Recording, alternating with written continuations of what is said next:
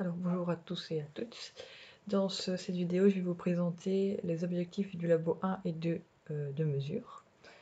Donc comme vous le savez, cette année-ci, il n'y a pas d'enseignant pour le cours de mesure et donc on a décidé pour le labo de mesure de mettre ce labo-là en lien avec ce que vous faites au niveau du projet PCB.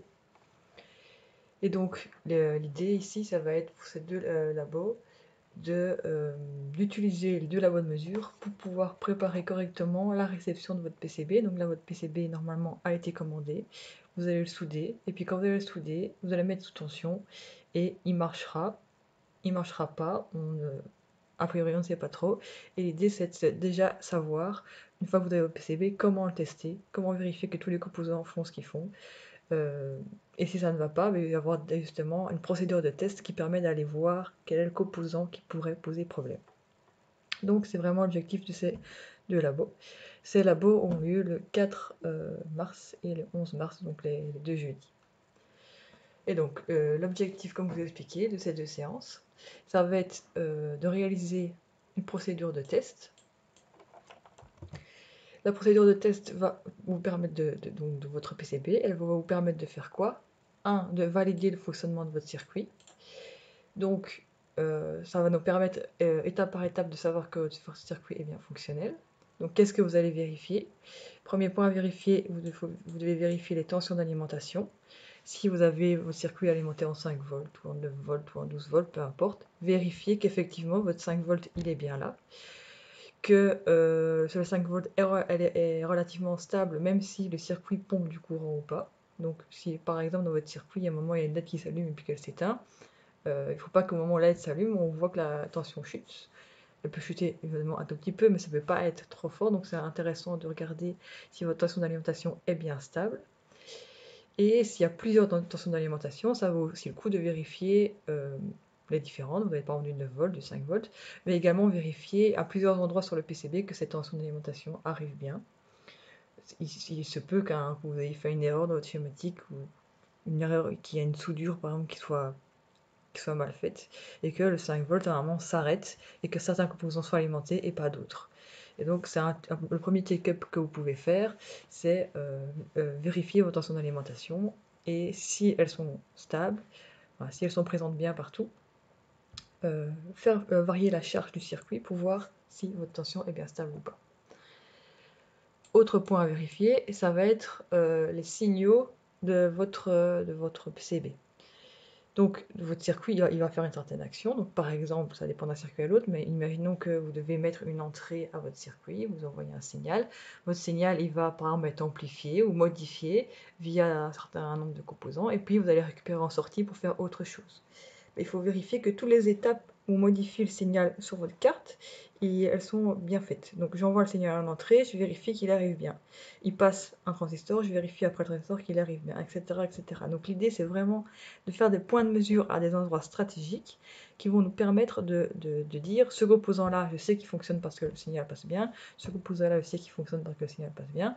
Et donc si à la fin, votre carte ne fonctionne pas, ben, avec la procédure de test, vous allez pouvoir rapidement dire, ok, c'est tel composant qui a un souci, soit le composant est cassé, soit la soudure est foireuse, etc. Et donc, ça va vous permettre de rapidement, si vos circuits ne marchent pas, mettre mettre en avant où est le problème. Et en plus, ça va vous permettre aussi de mesurer les performances de votre PC, donc de votre PCB. Donc, ça dépend d'un projet à l'autre, évidemment. Mais si à un endroit, il faut avoir un certain gain, par exemple, de vérifier que ce gain est bien atteint, ou des choses comme ça. Donc, ça va vraiment varier d'un circuit à l'autre. Mais pour pouvoir préparer cette procédure de test, vous allez devoir être capable de dire qu'est-ce qu'en théorie vous êtes censé avoir sur ces signaux-là. Donc il faut quand même avoir une bonne maîtrise de votre PCB en disant si je regarde là, je m'attends à avoir ça.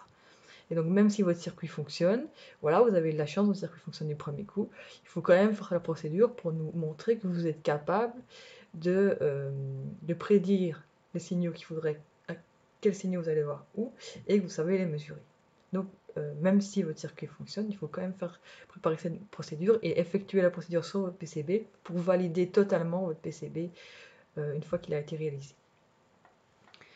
Une troisième chose que j'aimerais bien que vous essayiez de faire, c'est de voir si vos signaux sont perturbés, si on approche de votre PCB un élément perturbateur qui est émetteur d'ondes électromagnétiques.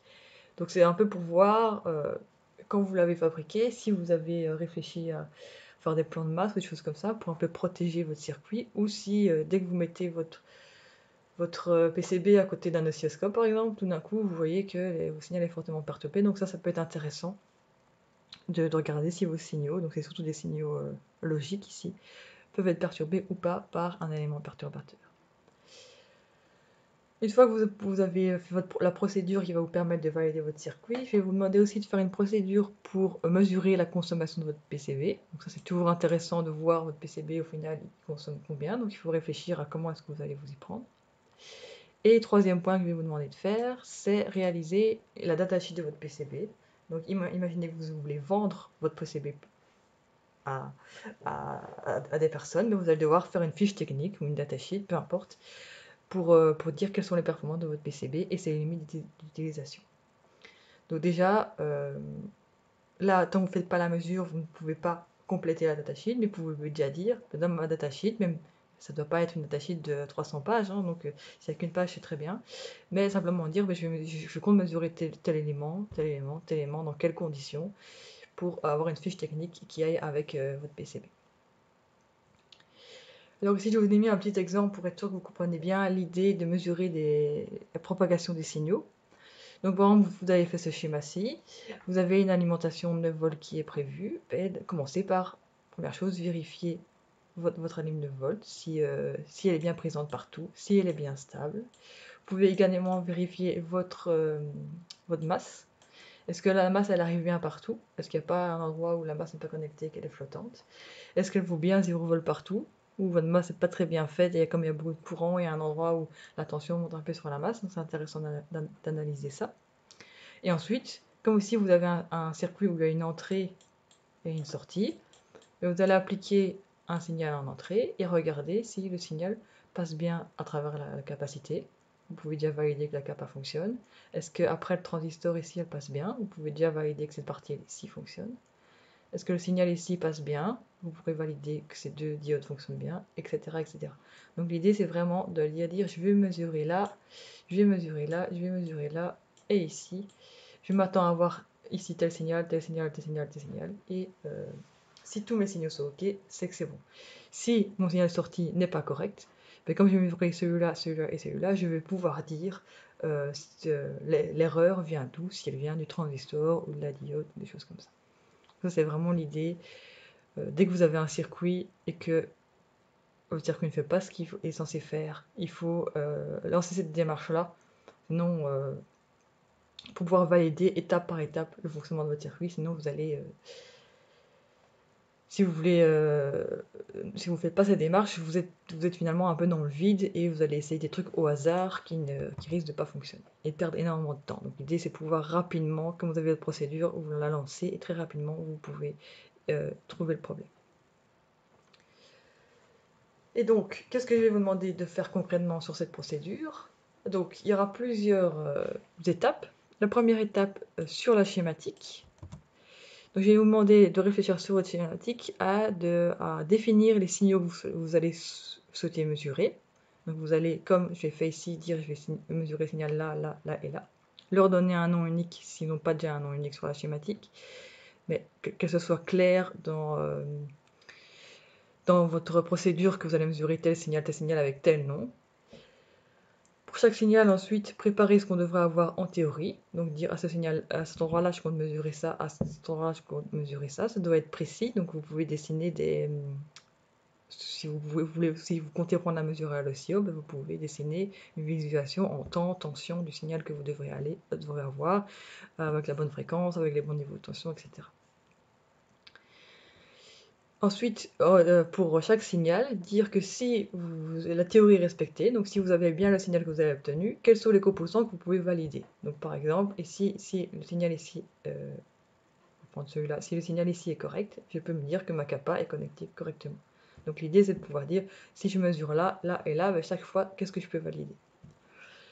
Pour les tensions d'alimentation, comme je vous ai dit, prévoir différents cas de charge. Donc, essayez de faire varier la consommation de courant sur votre carte. Essayez de la faire varier au maximum si c'est possible. Et voir quel est l'impact sur la fluctuation de tension d'alimentation. Ça, c'est pour la schématique. Et pour le PCB, réfléchir à quel endroit sur votre PCB vous allez prendre les mesures. Donc, vous voulez mesurer le signal ici. Concrètement, sur la carte, il se trouve où ce signal-là? Donc déjà, prévoir comment vous allez le mesurer, en sachant que il y a certaines choses qui sont plus accessibles que d'autres. Donc par exemple, si vous avez utilisé un SMD pour la résistance R1 et la résistance C2 et que vous avez utilisé une capa traversante pour le condensateur C1, enfin pour le capa C1, c'est peut-être intéressant de venir mesurer sur la patte de la capa plutôt qu'essayer de mesurer sur la résistance. Ce sera peut-être plus facile. Donc réfléchir déjà à quel point du PCB vous allez prendre vos mesures pour ne pas devoir perdre du temps à se dire où est ce signal, où est-ce qu'il se trouve sur mon PCB. Alors, une fois que c'est fait, une fois que vous avez préparé la procédure schématique et PCB, réfléchir à concrètement comment je fais. Je vais être au labo, je vais avoir des multimètres, des oscilloscopes, je vais avoir des sondes, des pinces croco, etc. Comment je vais faire? Donc réfléchir, définir la liste de matériel que vous avez besoin, quels appareils que vous allez utiliser pour quelles mesures. Donc si vous avez une tension continue à mesurer, qu'est-ce qui est plus intéressant? Est-ce que vous devez utiliser plutôt un multimètre ou un oscillo, etc. Réfléchir à comment vous allez câbler tout ça. Ok, donc quand vous avez un oscilloscope, vous avez les deux bornes, la borne noire et la borne rouge. Il ne faut pas oublier que la borne noire, elle est reliée dans l'oscilloscope, elle est reliée à la Terre, donc la Terre du réseau.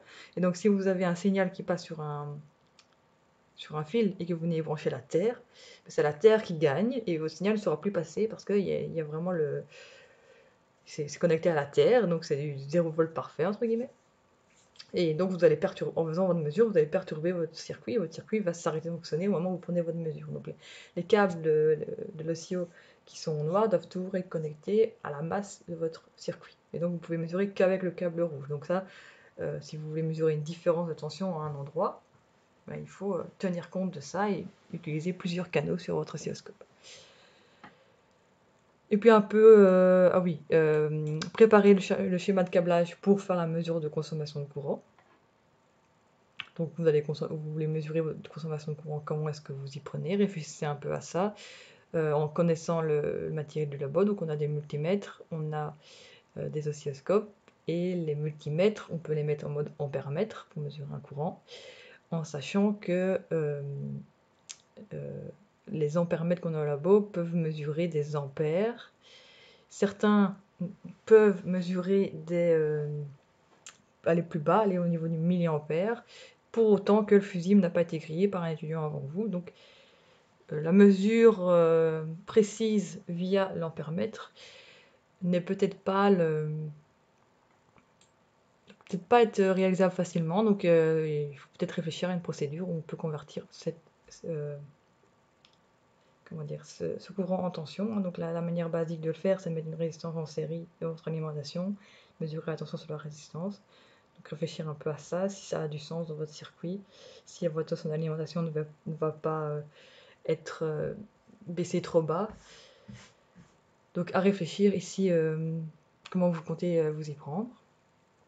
Et enfin, pour la dernière étape, qui est l'étape de la datasheet, je vous demande donc de préparer un template de datasheet dans lequel il faudra mettre plus qu'uniquement les mesures une fois qu'elles sont réalisées. Donc c'est ce que je vous ai dit, vous faites un tableau en disant voilà, je vais mesurer ça dans telles conditions, et vous attendez que votre circuit soit fait concrètement pour pouvoir le mesurer.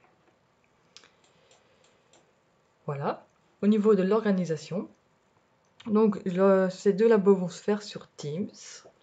Donc moi je serai connecté sur Teams et normalement aussi Monsieur de France sera là s'il sait se libérer. Donc on répondra à vos questions dans le canal laboratoire de mesure. Donc simplement si vous avez un problème, vous nous le dites, et en fonction du problème ou de la question, soit on vous appelle, soit on répond par écrit, mais donc on vous appellera personnellement si c'est plus rapide, donc vous ne devez pas vous inquiéter par rapport à ça. Pour les étudiants qui voudraient venir à l'ECAM, le 1F04 sera ouvert, vu qu'il y a le labo l'après-midi d'électronique embarquée. Donc je suppose que ceux qui viennent de loin préféreraient pouvoir venir du matin, vu qu'en 45 minutes, ça va être compliqué pour certains en tout cas, d'arriver sur le site. Donc le 1F04 sera ouvert, mais nous on fera le suivi sur Teams parce que c'est compliqué, on l'a déjà expérimenté, c'est compliqué de gérer à la fois des étudiants en présentiel et à distance. Et on a tendance à privilégier ceux qui sont en présentiel. Et donc pour que le suivi soit correct pour tout le monde, tout se fera sur Teams, même pour les gens qui seront présents, on fera le suivi général sur Teams. Il n'y a pas besoin de matériel concret, hein, donc vous savez très bien le faire à distance sans aucun souci. Et au niveau des délivrables on vous a demandé, donc pour le 10 mars à 23h59, je vous demande déjà de nous rendre les parties sur la schématique et le PCB. Donc ce sont ces parties-là. Donc a priori, vous devriez être capable de terminer cette partie-là après le labo. Donc en 3h30, vous aurez largement le temps pour faire ces deux parties-ci. Et au labo d'après, vous allez pouvoir travailler sur la suite, donc la réalisation pratique et la datasheet. Et vous devez me rendre pour le 17 mars.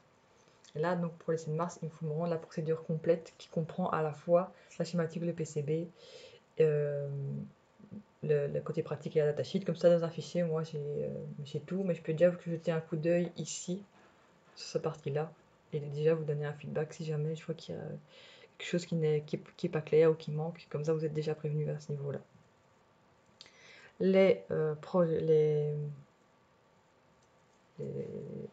Vos procédures, vous me les rendre en PDF, c'est plus simple, dans l'onglet devoirs de l'équipe Teams PCB Design.